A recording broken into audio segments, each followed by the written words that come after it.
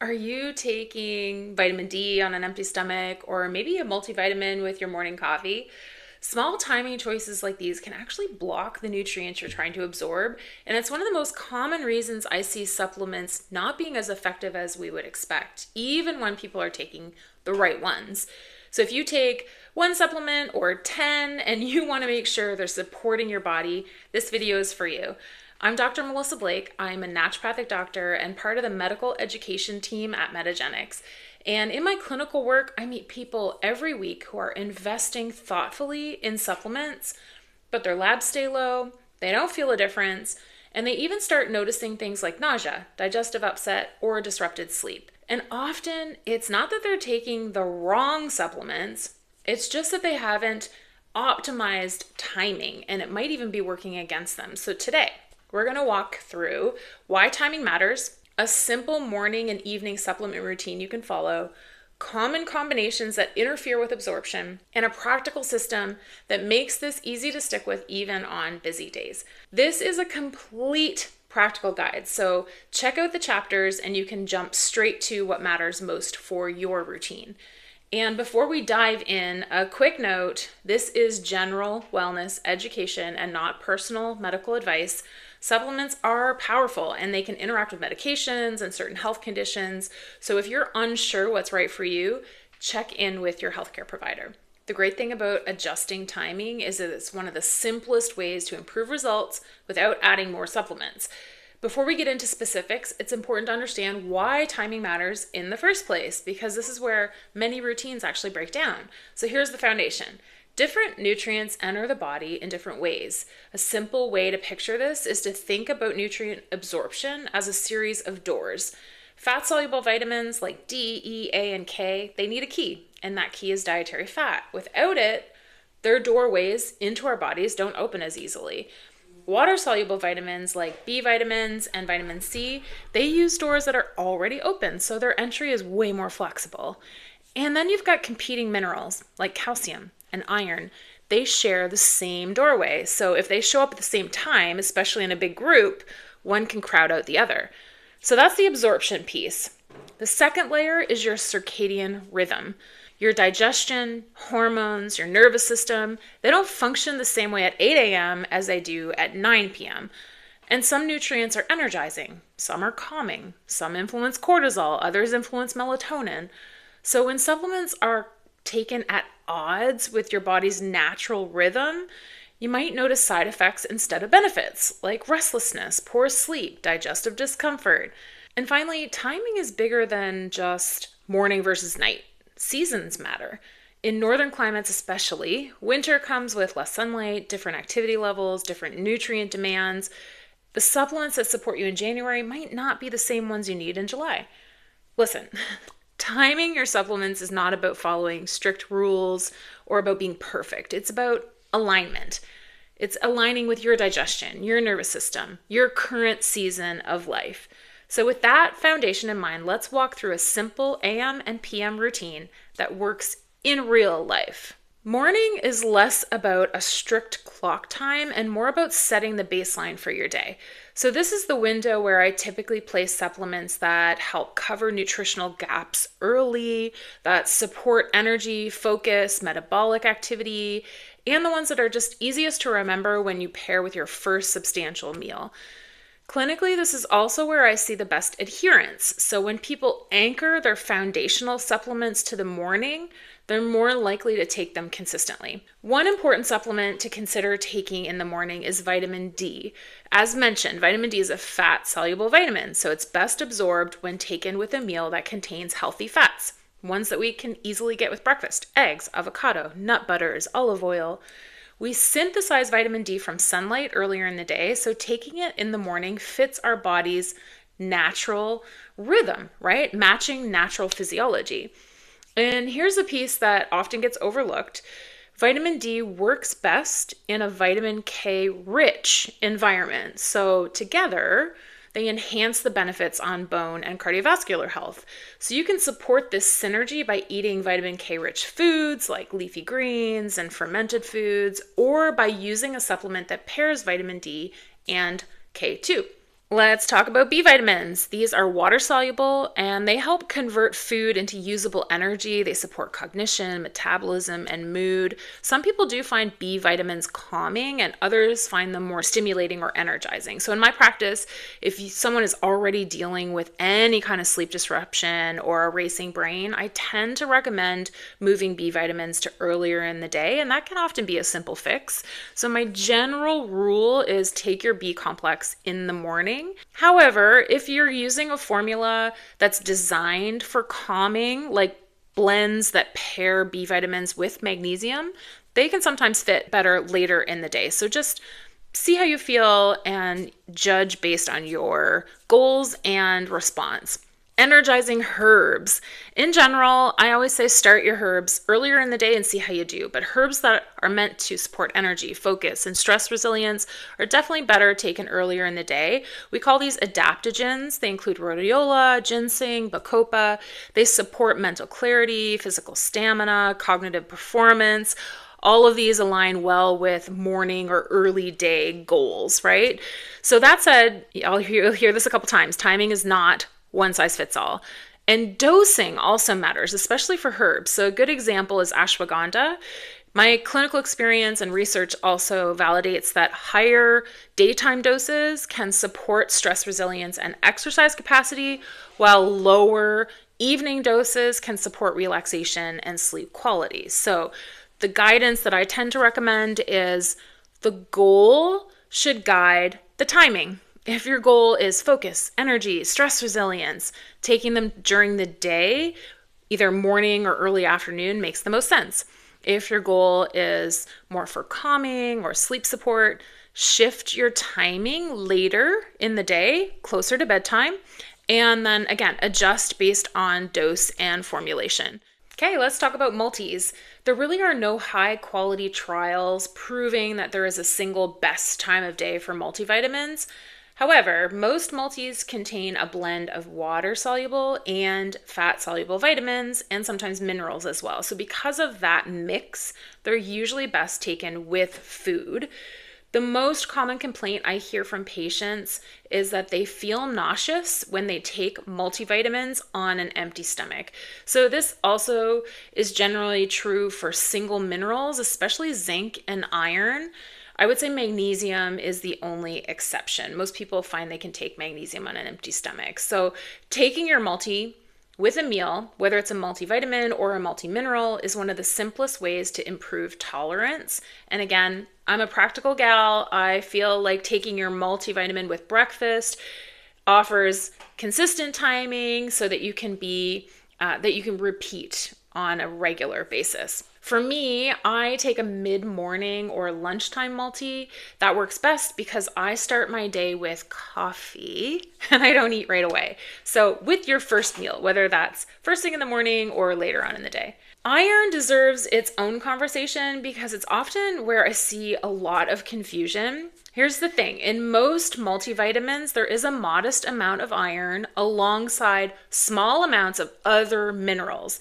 And this is typically fine. Again, that doorway analogy, right? They're not coming in a crowd. There's lots of room. If you're taking iron at higher doses, usually because there's a known deficiency, then that might compete with other minerals. Iron absorption does improve when it's paired with vitamin C, and it can drop when it's taken too close to coffee or tea or alongside higher doses of calcium, right? Not a concern in a multivitamin, might be a concern if you're taking an iron supplement or a product where iron is a key therapeutic ingredient and taking like a bone building supplement, right? So here are a couple general rules. Take your iron with vitamin C. That can be food-based vitamin C like berries and peppers and leafy greens, or a supplement. Keep it 1 to 2 hours away from coffee or tea, and keep it separate from calcium, from a calcium supplement, right? Also consider dairy-rich meals. Avoid taking your iron with, yogurt and berries, for example. Keep those separate by about 2 hours. Let's talk about protein powders. Protein powders are one of the highest impact tools that I see for energy, appetite regulation, blood sugar balance, muscle maintenance, on and on and on. And most people notice that they have steadier energy and fewer cravings later in the day when they front load their protein, meaning that they consume 70 to 80% of their daily protein goals before supper. Creatine is a related but distinct supplement. It's well known for muscle enhancement, but it's also increasingly recognized for cellular energy and cognitive support, especially in women's health. And timing creatine around exercise can offer a small advantage, but the biggest benefit comes from daily consistency, even on rest days. So to summarize, protein earlier in the day supports appetite and muscle benefits. Creatine taken daily, ideally near workouts, but consistency matters more than timing. And combining these two together is a really great way to ensure consistency and also maximize the benefit of each of them. Okay, don't be mad. I know we mentioned that we're focused on a morning and an evening routine, but there are a few nutrients that fit really well in this midday window between lunch and supper. Midday is actually often overlooked in terms of a supplement window, but clinically can be really useful. This part of the day works well for supplements that absorb best with a really full, balanced meal, that benefit from being spaced away from nutrients that we're consistent with in the morning, or maybe those that are dosed multiple times over the course of the day. So think of midday as your buffer zone, a place to reduce competition between nutrients and to spread supplements out so they're just easier on your overall digestive system. Calcium is a perfect example. We absorb calcium most efficiently in moderate divided doses, usually no more than about 500 milligrams of elemental calcium at one time. So dividing at lunch and then again at supper can work really well for most people, depending on how much you're taking. And if you do take iron, just make sure that you're spacing your calcium. So if you take iron at lunch, move calcium to supper so they're not competing for that same doorway. When it comes to fish oil, the two most important omega-3s are the ones that you will find in fish oil supplements. They're EPA and DHA, and these are the forms that are most strongly linked to heart, brain, joint, and eye health. And unlike fat-soluble vitamins, which need fat as a key to unlock the door, omega-3s are a fat themselves. What they really depend on is your digestive system being fully turned on. Specifically, they require the release of bile. Bile emulsifies fat and it allows omega-3s to be broken down and absorbed efficiently. And the strongest trigger for bile release is eating fat. So that's why omega-3s are best taken with a meal, especially one that contains some fat. It's not just about fat being present, it's also about just your overall digestion being active. So for many people, lunch works beautifully. Fish oil capsules can be pretty big, and so spreading them throughout the day can improve tolerance and make routines easier to stick with. When it comes to fish oil, the most common complaint I hear is when patients experience fishy burps.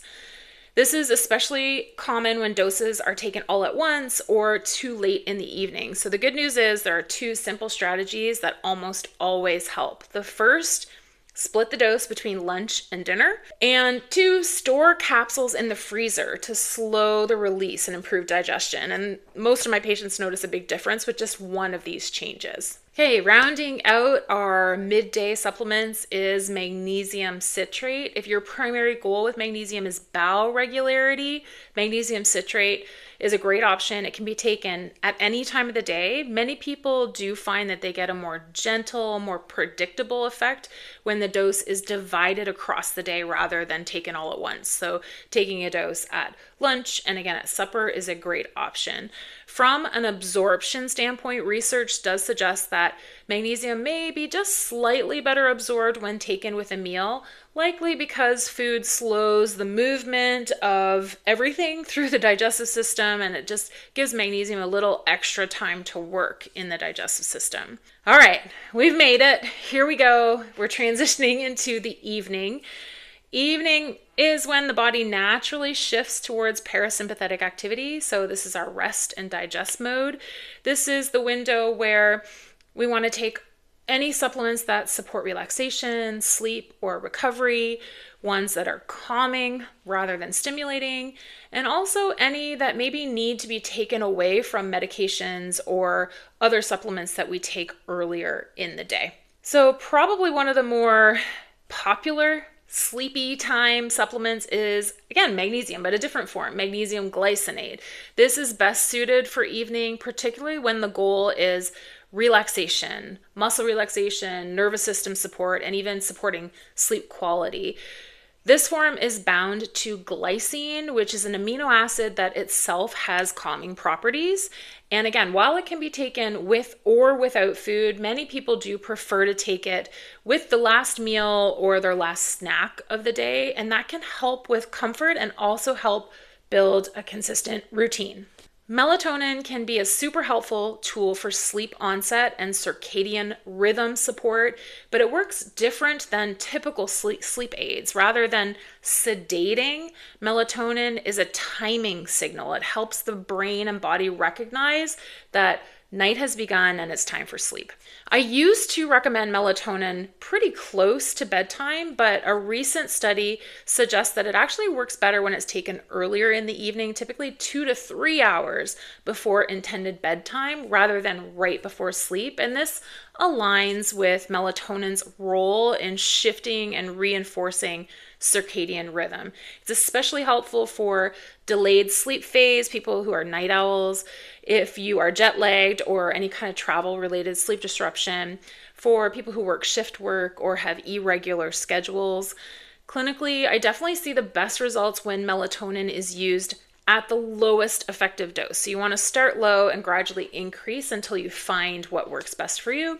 And again, earlier in the evening, not at lights out. It doesn't have to be taken with food, but definitely that 2 or 3 hour window is great. It should be used as a short-term solution, not necessarily a permanent one. Now let's talk about calming botanicals or herbs. If they're part of your routine, this is definitely their ideal window. Herbs like holy basil, saffron, passion flower. When taken in the evening, usually like 1 to 2 hours before bed, this can be in supplement form, it could be in tea form. They can help soothe stress from the day and support a smoother transition into sleep. Lastly, let's talk about probiotics because the guidance has definitely evolved. Older probiotics were often taken with food to help them survive stomach acid, but newer formulas are shelf stable, they're acid resistant, and in some cases they're even heat treated. So timing is less about food and it's more about the goal. When timing matters most is with antibiotic use. Research shows that starting a probiotic early, like as early as possible during antibiotic therapy, can improve outcomes, reduce the risk of antibiotic-associated diarrhea, and support microbiome recovery. So we just want to keep about 2 hours between the antibiotic and the probiotic. Antibiotic in the morning, probiotic at night. For my general daily wellness routine with or without antibiotics, I do prefer to take probiotics in the evening. I like to believe that they're working overnight while I'm resting, parasympathetic, resting, digesting. But in this case, it really is about consistency more than perfect timing. All right, let's pull this into a routine you can follow, keeping in mind the ultimate goal is consistency. So, morning, this is for our fat-soluble vitamins, including vitamin D, with your first meal that includes fat. It's for our energizing nutrients like B vitamins and botanicals. It's also for multis. Our midday, this little sneaky buffer zone, it's for calcium, especially if you're spacing it away from iron. It's for our omega-3s, taken with dietary fat at lunch, supper, or both. It's for our second and third doses of supplements that we're spreading throughout the day, like magnesium citrate or maybe botanicals. Our evening is for calming nutrients like magnesium glycinate, sleep support like melatonin, calming botanicals, and for many people, probiotics fit nicely here because it's easy to remember and keeps them spaced from medications. So before I wrap up, I just want to share a few practical insights that I've learned from working with patients, because even the best timed supplement routine won't help if it's hard to follow. So the first tip is to let your environment do the reminding. So instead of relying on memory or motivation, make the supplements visible where the action happens. Morning supplements can live on the kitchen counter or beside your coffee maker, and evening supplements can go by your toothbrush, in the medicine cabinet, or beside your bedside table.